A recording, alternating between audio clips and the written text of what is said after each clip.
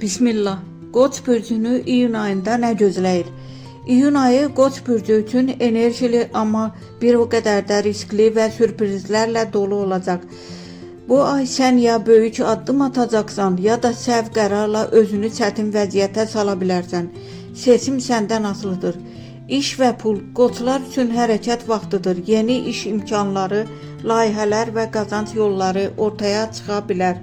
Amma tələskən qərarlar maddi itkilərə səbəb ola bilər. Xüsusilə ayın ortalarında diqqətli ol. Cazibədar görünən təkliflərin içində risk gizlənə bilər.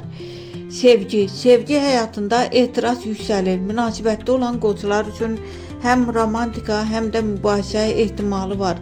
Qısqanclıq və emosional partlayışlar münasibəti sınağa çəkə bilər. Subay qoçlar isə ani və güclü bir cazibə yaşayacaq. Bu uzun müddətli ola da bilər, sadəcə bir macəra da ola bilər. Ruh halı və enerji. Enerjin yüksəkdir, amma bu enerji bəzən səni tələskən və aqressiv edə bilər. Özünü idarə etməyi bacarsan, bu ay çox şey əldə edə bilərsən. İdman və aktiv həyat tərzi sənə yaxşı təsir edəcək.